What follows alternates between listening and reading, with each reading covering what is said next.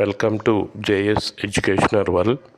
ఈరోజు మనం ఈ వీడియోలో ఏపీ టెట్ వెబ్సైట్లో అప్లోడ్ చేసినటువంటి second paper maths and science యొక్క మెథడాలజీలో ఇచ్చినటువంటి క్వశ్చన్లు మనం చూద్దాం.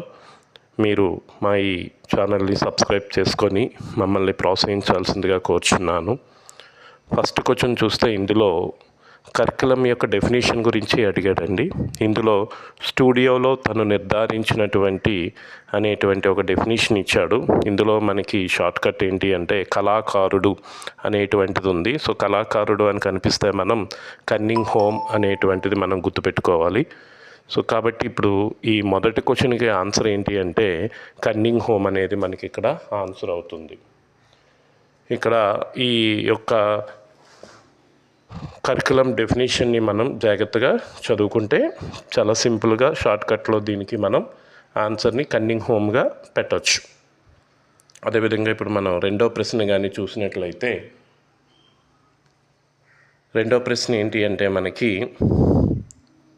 బోధనా అభ్యసన ప్రక్రియ ప్రారంభించే ముందు విద్యార్థుల సామర్థ్యాలను బలహీనతలను తెలుసుకోవడానికి చేసే మూల్యాంకనం ఏంటి అని అడిగాడు. సో మనం బోధనాభ్యాసన ప్రక్రియ ప్రారంభించే ముందు అంటున్నాడు కాబట్టి అది మనకి లోప నిర్ధారణ మూల్యాంకనం అవుతుంది, డయాగ్నోస్టిక్ ఎవల్యూషన్ అవుతుంది. అదే ఒకవేళ మనం ఇందులో ఉన్నటువంటి మిగిలిన ఆప్షన్లు కానీ మనం చూసినట్లయితే రెండవది సంగ్రహాత్మక మూల్యాంకనం. సంగ్రహాత్మక మూల్యాంకనం అనేది మనకి ప్రక్రియ అయిపోయిన తర్వాత చేస్తాము. అదేవిధంగా మనకు మూడవది చూసుకుంటే నిర్మాణాత్మక మూల్యాంకనం. నిర్మాణాత్మక మూల్యాంకనం అనేది మనకి ప్రక్రియ జరుగుతూ ఉన్నప్పుడు చేస్తాము. సో ఇచ్చినటువంటి క్వశ్చన్కి కరెక్ట్ ఆన్సర్ ఏమవుతుంది అంటే ఫస్ట్ ఆప్షన్ అవుతుంది. అది మనకి లోప నిర్ధారణ మూల్యాంకనం. అలాగే మూడవ క్వశ్చన్ చూస్తే ప్రయోగ సమయంలో ఉపయోగించే పదార్థాలన్నింటినీ ఈ రిజిస్టర్లో నమోదు చేయాలి. సో ప్రయోగ సమయంలో ఉపయోగించే పదార్థాలన్నింటినీ మనం జారీ చేసే రిజిస్టర్లో చేయాలి.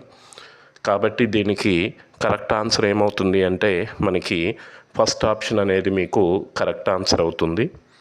అలాగే ఇక్కడ వచ్చినటువంటి మిగిలిన ఆప్షన్లు కానీ మనం ఒకసారి గమనించినట్లయితే రెండో ఆప్షను వాడే వస్తువుల స్టాక్ రిజిస్టర్. ఇది మనకి స్టాక్ రిజిస్టర్ అని ఇచ్చాడు, వాడే వస్తువుల యొక్క స్టాక్ రిజిస్టర్. సో ఇది ఆప్షన్ అవ్వదు. మూడవది ఏంటి అంటే పగలే వస్తువుల స్టాక్ రిజిస్టర్. ఇది కూడా మనకి కరెక్ట్ ఆన్సర్ కాదు. పగలైన వస్తువుల స్టాక్ రిజిస్టర్, ఇవన్నీ కూడా స్టాక్ రిజిస్టర్స్. వాడేది అన్నాడు కాబట్టి జారే వస్తువుదే మనకి జారీ చేస్తున్నటువంటిదే కరెక్ట్ ఆన్సర్ అవుతుంది. అదేవిధంగా మనం నెక్స్ట్ వన్ చూస్తే కార్ల్ పియర్సన్ ప్రకారం వైజ్ఞానిక పద్ధతిలో చివరి సోపానం అన్నారు.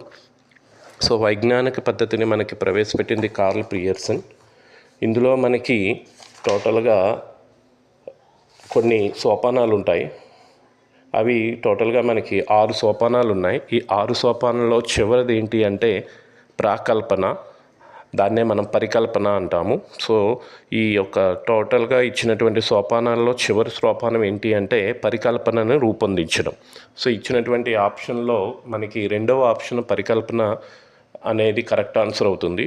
ఒక్కసారి మనం ఈ యొక్క ఆప్షన్స్ని చూస్తే ఇందులో ఉన్న సోపానాలను ఒకసారి గమనిద్దాం. మొదటిది సమస్యను గుర్తించడం, రెండవది నిర్వహించడం, మూడవది సమస్యను విశ్లేషించడం, నాలుగవది సమస్యకు సంబంధించిన సమాచారాన్ని సేకరించడం, ఐదవది సమాచారాన్ని సమస్యను అనుసంధానం చేయడం, ఆరవది ప్రాకల్పన రూపొందించడం. సో కరెక్ట్ ఆన్సర్ ప్రాకల్పన రూపొందించడం అవుతుంది. నెక్స్ట్ క్వశ్చన్ కానీ మనం చూస్తే వీటిలో ఒకటి ఎడ్గార్ డేల్ అభ్యసనకు చెందదు అని ఇచ్చాడు. సో ఇందులో మనకి ఇచ్చినటువంటి 4 ఆప్షన్లో ఆప్షన్ 3 అనేది ఇక్కడ కరెక్ట్ ఆన్సర్ అవుతుంది. ఎందుకంటే ఇందులో పరిశీలకుని అనుభవాలు అనేది మనకి ఎడ్గార్ డేల్ సంఖ్యలో ఉండదు. ప్రత్యక్ష ప్రయోజన అనుభవాలు, కల్పిత అనుభవాలు, నాటకీయ అనుభవాలు ఇవన్నీ కూడా ఎడ్గార్ డేల్ యొక్క సంఖ్యలో ఉంటాయి. సో అన్నిటికన్నా సంఖ్య యొక్క అడుగు భాగాన మనకి ప్రత్యక్ష ప్రయోజన అనుభవాలు ఉంటాయి. సంఖ్య నుంచి పైకి వెళ్ళే కొలది మూర్త నుంచి అమూర్తకి వెళ్తాయి. కాబట్టి మనకి ఇచ్చినటువంటి ఆప్షన్లో మూడవ ఆప్షన్ అనేది ఇక్కడ మీకు రైట్ అవుతుంది. అది పరిశీలనకి అనుభవాలు అనేది మనకి ఇక్కడ ఎడ్గార్ డేల్ యొక్క సంఖ్యలో మనకి ఉండదు. సో కాబట్టి ఇక్కడ మీకు మూడవది కరెక్ట్ ఆన్సర్ అవుతుంది. అదేవిధంగా ఇప్పుడు మనం నెక్స్ట్ క్వశ్చన్ కానీ మనం గమనించినట్లయితే, విశ్లేషణ అనే విద్యా లక్ష్యం ఈ రంగానికి చెందినది. సో మనకి తెలిసినటువంటి విషయమే, మనకి 3 రంగాలు ఉంటాయి. ఆ 3 రంగాల్లో మొదటి రంగం జ్ఞానాత్మక రంగం, రెండవది భావావేశ రంగం, మూడవది మానసిక చలనాత్మక రంగం. విశ్లేషణ అనేది మనకి ఎందులో ఉంటుంది అంటే జ్ఞానాత్మక రంగంలో ఉంటుంది. సో మనకి జ్ఞానాత్మక రంగాన్ని ఇచ్చినటువంటి సైంటిస్ట్ ఎవరు అంటే మనందరికీ తెలిసినటువంటి విషయమే, అది బ్లూమ్స్ అనేటువంటి సైంటిస్ట్ ఇస్తారు. ఇందులో మనకి